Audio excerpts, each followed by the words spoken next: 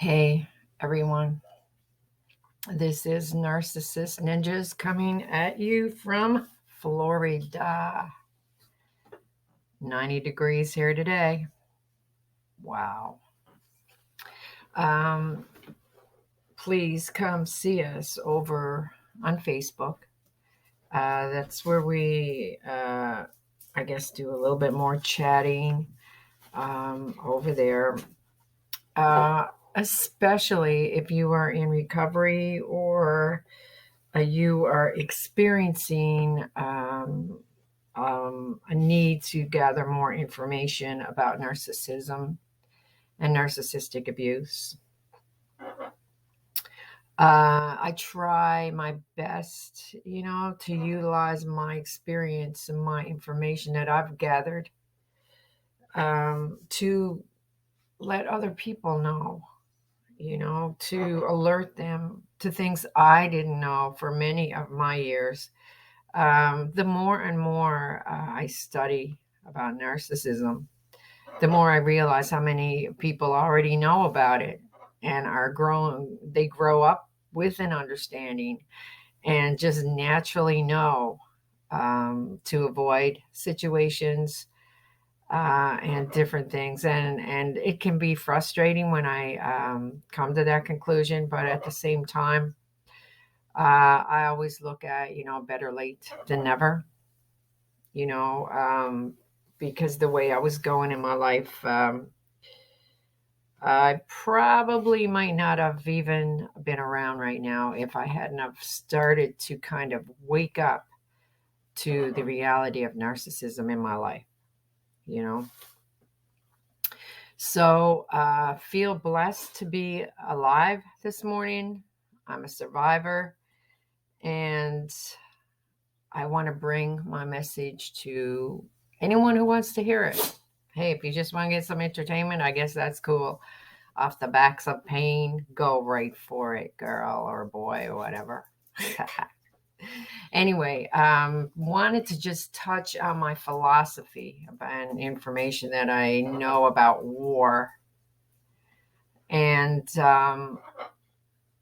because of what's going on right now in our world, with the threats that we are under, and the sad situation about Ukraine, where people and children and animals are dying and are affected by this war, and it is a war. What's interesting is that I am not certain that we are getting a clear picture and documentation about what's happening. The only thing I have to relate this to is I haven't been in America my whole life, but I came shortly before the 9/11 incident. And even though the media, especially since the pandemic, has gotten really cray-cray, right? It's gotten unstable and it's gotten very erratic, and it's just, we don't know what to believe anymore when we're seeing the media, right? But what I've noticed in 9/11, when we were under that attack, across the board in all our media outlets, everything was consistent. We got consistent information. We saw certain images that were the same. We saw certain interviews on different channels, and there was some element of consistency, if it wasn't all giving us every piece of information, but there was an element of consistency, right? What I notice right now is there is no consistency really about what's happening over there. And granted, it's not our country, so we don't have as much control over it, but something seems askew. Something really seems askew in the media about this. And even on social media, when we see interviews and we see like videos on whether it's TikTok or YouTube or whatever, it seems to be very constructed the images seem, and I've noted a lot of the images have been from previous wars, and they've been made over to look like it's Ukraine right now. But even the ones we get that are coming out of Ukraine, it's hard to know. Okay, is this really Ukraine? Is this an area that all these buildings, did they get demolished? Did a whole bunch of people how many people died? Like, we're not getting a clear indication of what's happening there, right? And of course, it's going to take time because this thing is an ongoing situation, right? So over our years and different wars, all of our wars, it is not the people that go out and fight these wars that make the decisions. It's always a leader, a so-called leader who makes that ultimate decision to go to war or to drop a bomb. In a more democratic situation, yes, it appears as if it's a unilateral decision, but oftentimes what the needs and the wants and the desires of our public, they're not even taken into consideration, especially in this particular case of Putin, Mr. Putt here. If you look at all of these traits, these narcissistic traits, it appears, yes, he has them, but you know what? If you look at every leader in our world, we can see some or most of these traits. And I think I have talked about politics a little bit before, but if you look at people who are in politics, especially since it's all been exposed, the pandemic has exposed our leaders like nothing else. We knew they were there, and we knew they might have been a little funky, but we got our leadership exposed to no end on all sides, all areas. We got the exposure of who these characters are, who are so-called leading us. And we can see narcissistic traits in most, if not all, of our leaders. And it's just a matter of degree, how much. I believe this Putt guy, I think he is probably in the higher level of the narcissistic scale. I mean, just his general demeanor and just the fact he's been now allowed, I think the pandemic, again, I always go back to the pandemic because I believe the pandemic has broken down a lot of our safety nets, has broken down our structure, has broken down our ability to fight. We are at a weak point across the world, right? And I believe this particular psychopath has taken that situation, even though this has been an ongoing war with Ukraine and Russia for years and years. It's been like a little more silent than it is now. But it's been a conflict there for a long time, from what I know. I don't know all the details, but I know it's been ongoing for a long time. But he's taken this weak point that the world is in and saying, yeah, man, I'm at the end of my lifespan. Let me see if I can do my final narcissistic supply gathering, because remember, as narcissists age, it is more difficult for them to gather supply. And if you look at one of my other videos, I talk about narcissistic supply. Supply is their need for control and dominance and just survival. And it's harder and harder when you get older to gather that supply. So what an excellent way to gather supply for a dictator, a narcissistic dictator. What a perfect way to gather that supply, right? Will be to inflict pain on innocent people. Because remember, a narcissist gets their fuel from seeing others suffer. They actually enjoy it. and they get self-esteem from it. They go, oh, I caused this pain, I caused this conflict, I am powerful, because in a sense they feel powerless, and this is their only means of gaining power. Our only defense is to get away from the onslaught of someone when they're in a narcissistic rage. If you have to hide, if you have to run, and in some cases have to fight back, which I see all of those things are happening in Ukraine. From what we gather, they are handling it the best that they are able. It's hard to know if other countries get involved, how bad this can go, right? Because when a narcissist is in a rageful element, some of them don't stop. Most of them don't stop.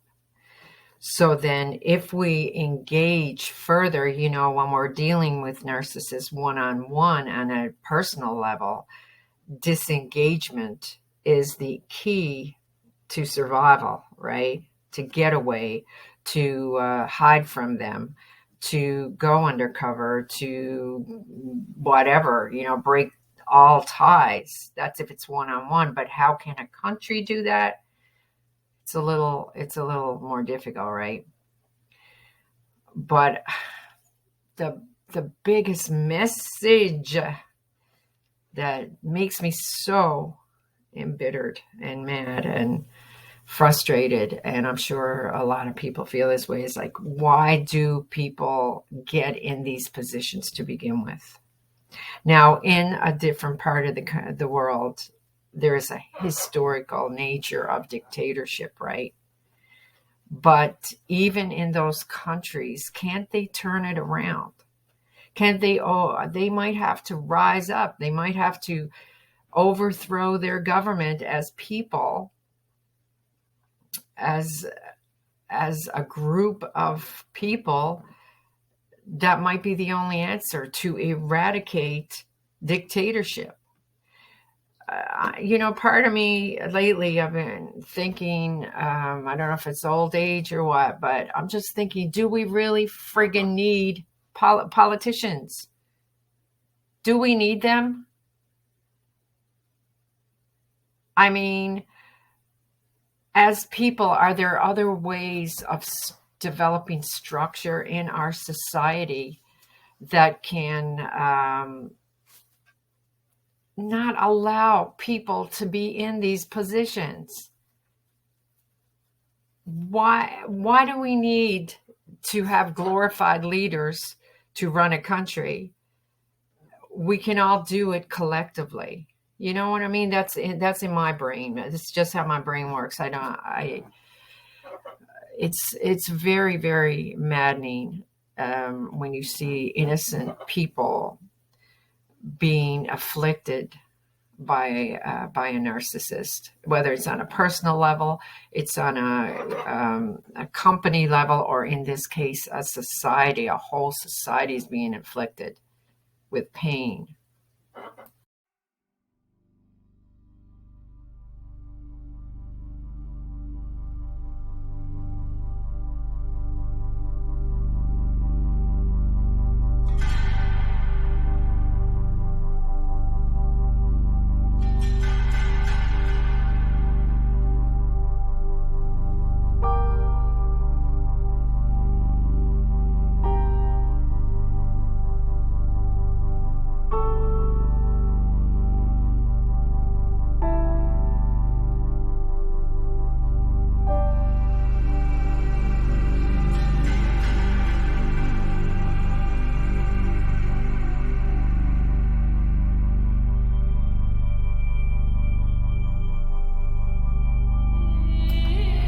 So there are no easy solutions.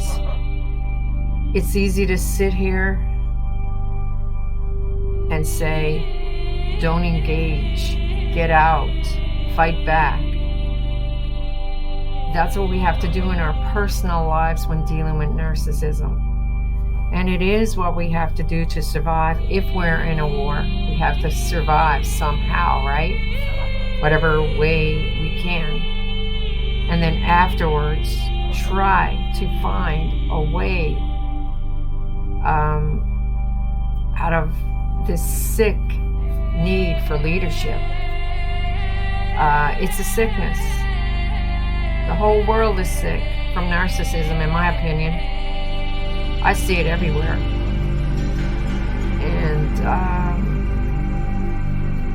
it's sad when we watch innocent victims and innocent people being torn up because of it. We just want to live. We just want to live in peace. We don't want to be subjected to narcissistic rage. And that's what war is. Usually some egotistical snot rag is not getting their way, just like an infant. And they have a temper tantrum. This is a temper tantrum of a global nature. This one is pretty dangerous. But because we're not getting all the information, we're kind of left to hope for the best. And on the back of a pandemic that's torn our world apart to some degree, it's very ominous. It's very weird to have back-to-back. In a way, it's understandable because our world is at a weak point, and that's when wars usually happen. But it's all very questionable, and it's all very odd, and all we can do is in our own domains, our own area. We have to keep that strong, keep that healthy as possible, so that if we become a tool to help others, then we're in a better position to do it, right? Sometimes just surviving our own narcissistic realm is enough, and enjoying our lives to the best of our ability. If you pray, please pray. If you are in a position to help financially, help people of Ukraine, do what you can.